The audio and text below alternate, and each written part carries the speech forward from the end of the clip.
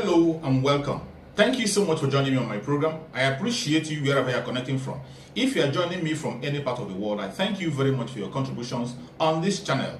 Please kindly subscribe if you have not subscribed, and also click the notification bell so that you'll be notified each time I upload a video.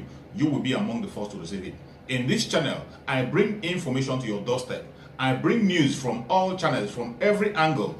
Things that have to do about the world, things that have to do about Africa, more especially Nigeria. I bring it to your doorstep, some information that you ignore, some information that you cannot be able to come across. I look for them, I bring it to your doorstep for you to see. Every video you see on this channel is for educational purpose.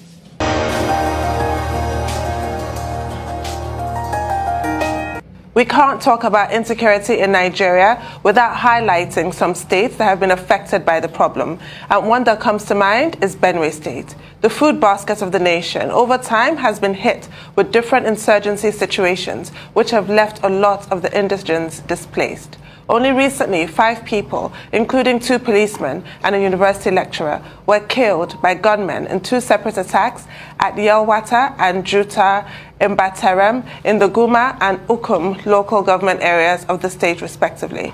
The governor of the state, Samuel Ortom, has always been vocal about the neglect of the federal government towards the fight against insurgents in the country.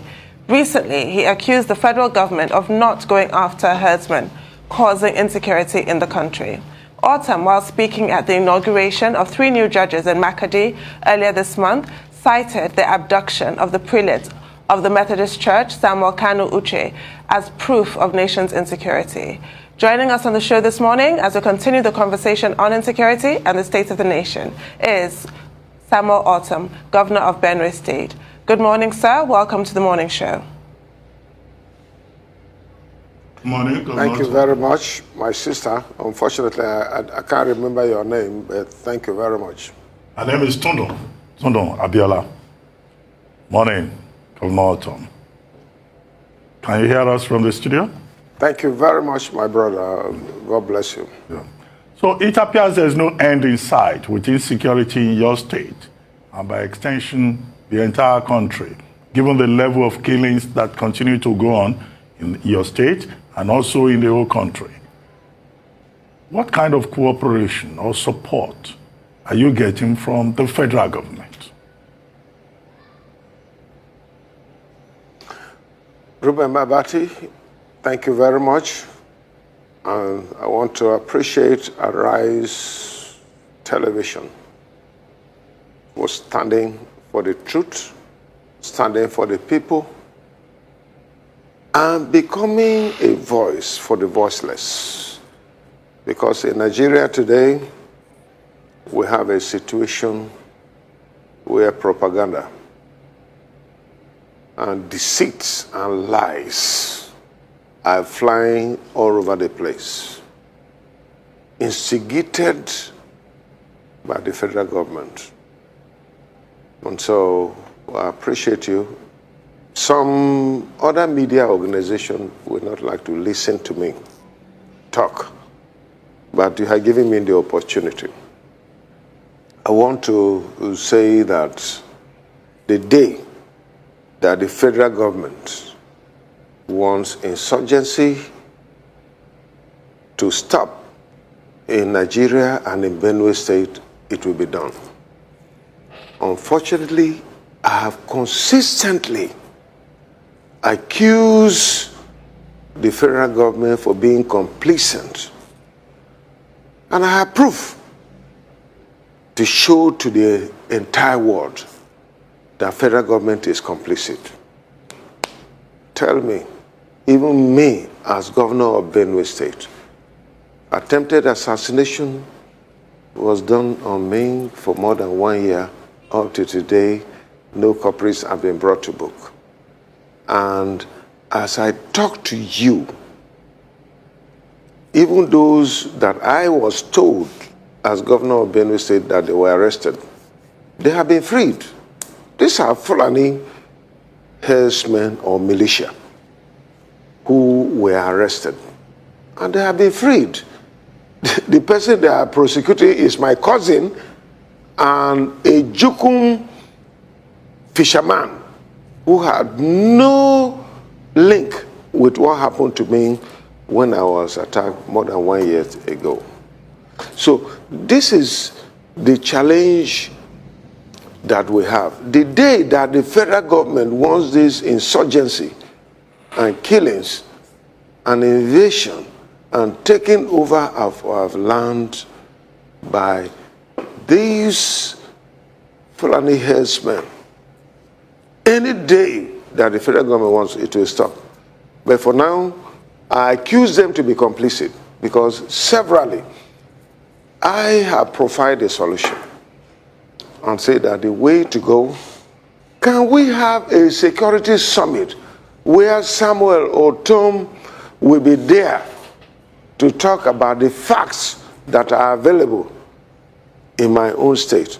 And then we can listen to other states who will tell us what has been going on in their state. And then we'll try to provide a solution if the federal government wants that. So today, I want to say that the federal government is complicit, and until they are ready to work with us, but because it is a planned agenda over 200 years ago that they have planned to take over Nigeria as their country, and it will continue to be. Whatever people say about me is immaterial, but I say the truth. And anybody who thinks that I'm not saying the truth should come out and provide a superior argument on what I'm saying. Today, it is a very big challenge. It is a problem. And without security, there is no way we can move forward in this country. And so, I still want to insist that federal government is complicit. And I stand on that. And I have proof. If opportunity is given to me, today that I'm talking to you, in the next 15 minutes, the program will be over. But if they call a security summit, which I have been advocating since 2017, if they will call, I'm ready to provide documents. I'm ready to provide material. I'm ready to provide evidence that truly this government is complicit and they're just deceiving people. It has been their stock in trade as far as I'm concerned. And so that is where we are. Right. Could you give us a picture of why you think that certain local governments seem to be worst hit by the activities of these gunmen? It is not just about certain local government. It's about the entire state. It's about the entire country. Nigeria. Tell me, where else? Is it in Zamfara, where the Hausa people live, and the Fulanis have decided to take over their land? Is it in Kaduna, where the indigenous people were either traditionalists or Christians? Now they have been taken over. Is it in the southeast? Is it in the middle belt, where the Fulanis have decided that they are going to take over this country? And actively, they are being supported by the present government of President Muhammadu Buhari. When I say they are not happy with me, they are angry, but that is the truth. I have chosen to say the truth.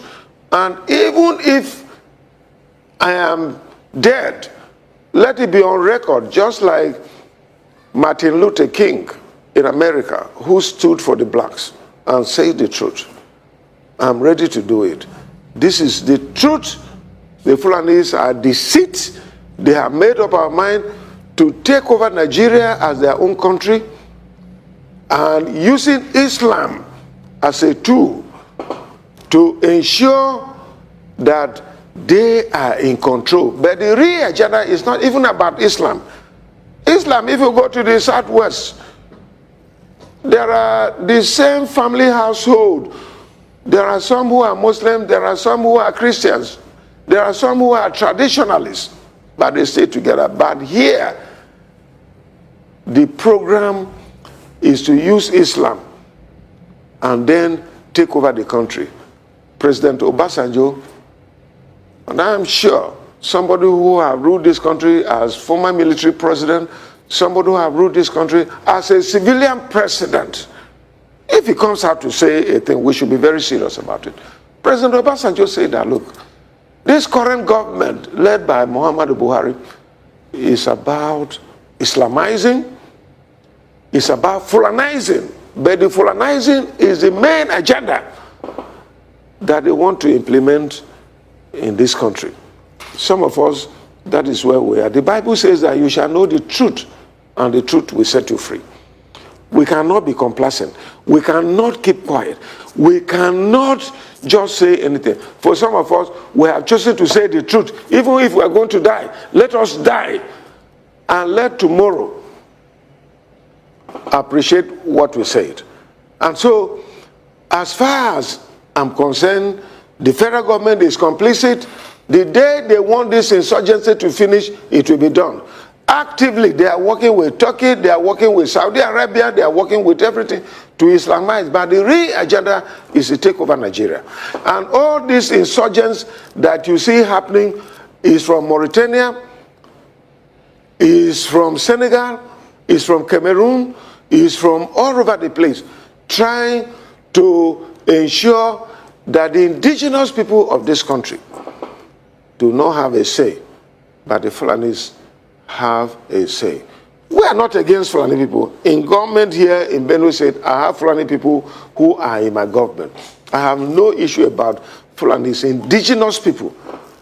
Everybody in this country, Nigeria, comes from somewhere. Even the Tea people, where I govern today as governor, they come from somewhere. But we have settled. Today, because of the rise in population, there is nowhere you can say that the Tea people or Benue people should leave Benue State to go to Cameroon. Where is the land? To go to where? Where is the land? And so this is the main problem that we're having in this country. If this government will appreciate and stop deceit against the people, we shall all work as a team. Nigerians, wherever we come, let us cohabit and live together. But where a particular ethnic group wants to take over the country and make some of us slaves, I can never be a slave to anyone. It is better I die and not be alive. I cannot be a slave to any Fulani man. Fulani should live their life.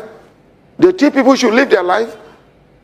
The Yoruba people should live their life. Hausa people should live their life. Every other person should live their life. But not making me your slave. The matter of slave trade is gone. And all of us must focus and work together to ensure that we live a life. Because today, we are not living in a feudal government. We are not living in an autocratic government. But we are living in a government that is democratic. All right. Governor Tom, thank you so much, for stating your mind as regards the insecurity situations in Benue State. We keep talking about them anytime we have you, and we keep taking all sides of views as regards that. But I'd like to ask you what's happening in your state. You've not been able to pay salaries. What is happening? And you've blamed it on the NNPC's failure, to remit money. What is happening? Why is that you cannot pay salaries? Why is that you cannot sustain your state? It is very simple. This is the blackmail of the federal government against me, who is speaking the truth against the injustices that are being perpetrated against my state and against other parts of Nigeria. Go and ask them, what did they do in other states? Did they not support the state to pay salaries? Why is it that just 2 weeks ago, when I applied to collect loan, not from federal government, from bank, to offset the arrears of salaries that I inherited, over 70 billion naira. Federal government rejected it because I refused to join them in the APC and continue to do their maladministration and frustrate the Nigerian people.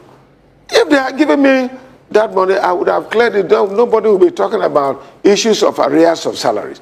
I've been paying salaries since 2018 when the stakeholders met and said that I should pay. I've been paying. What is left is the arrears of salaries. And the federal government have refused to support me. They frustrate me. You heard last week, 2 weeks ago, the federal government came out and said that they are borrowing to pay salaries. So why can't I borrow? I applied to borrow money to pay salaries. They said, no, I cannot borrow money to pay salaries. So what do you want me to do?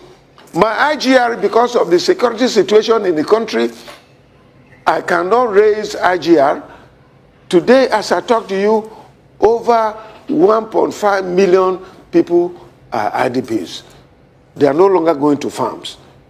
And the federal government and their cohorts have sent people to kill in where these people stay and farm. Today is rainy season, and the farmers are not going back there.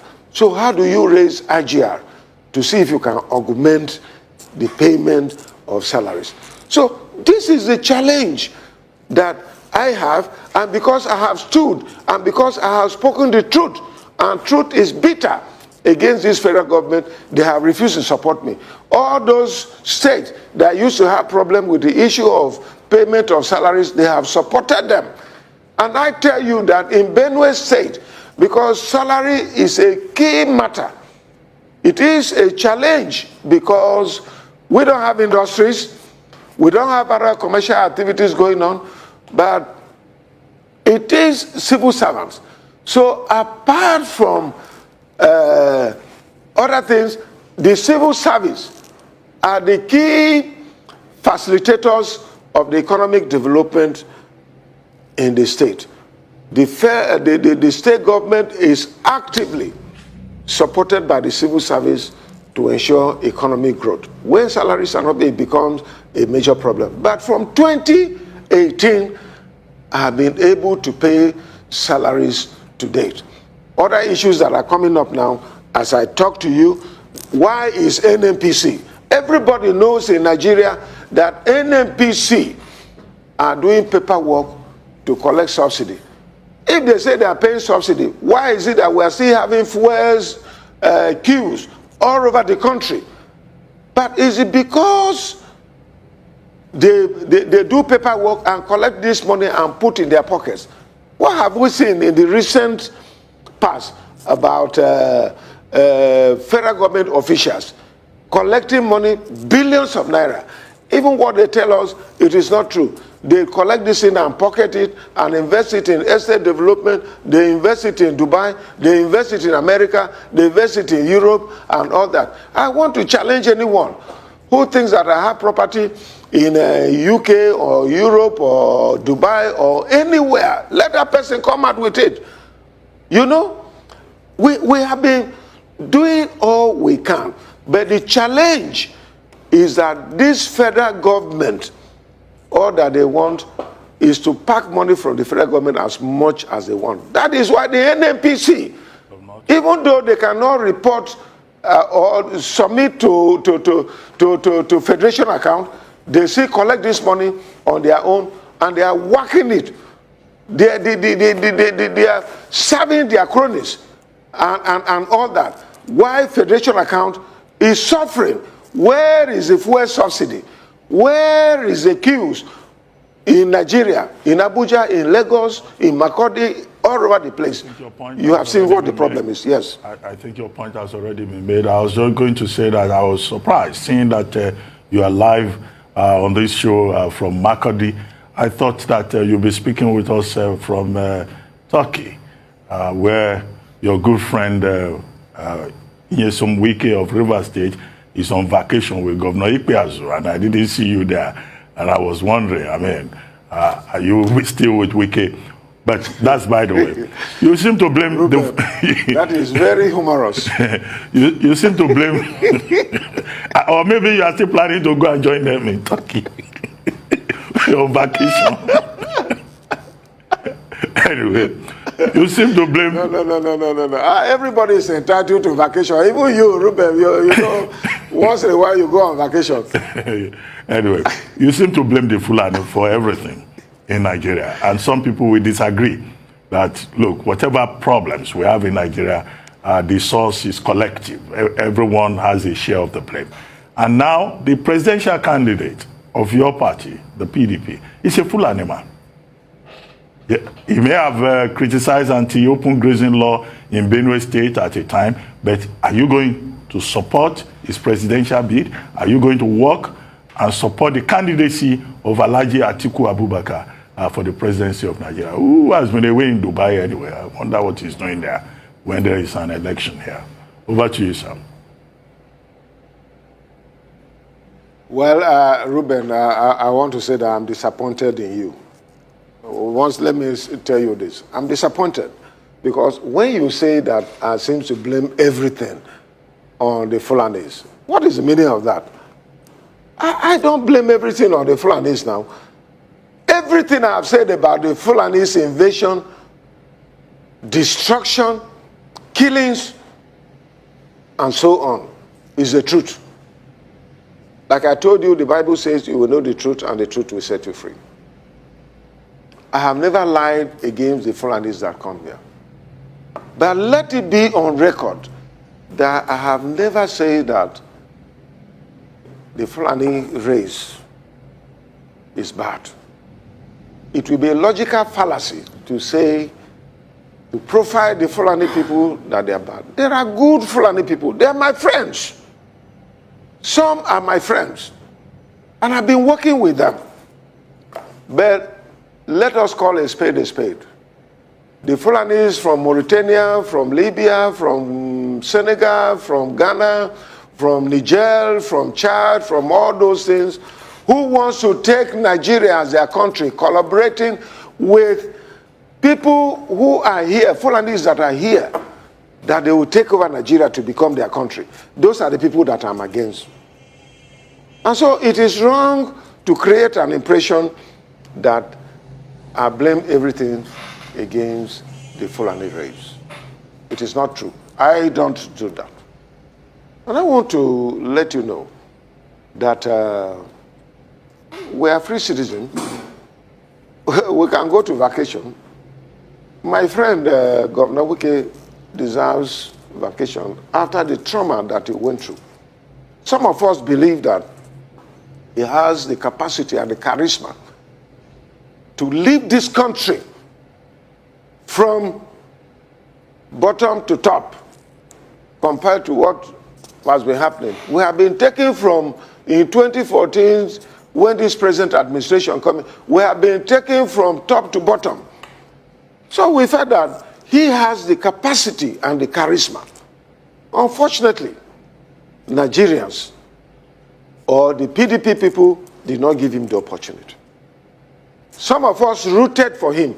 I was amongst the 17-member committee that was set up by the candidate himself and the party of the PDP. And some of us say that for the vice presidency, for those of us in PDP, we needed Wike to be the vice president so that he can bridge the gap.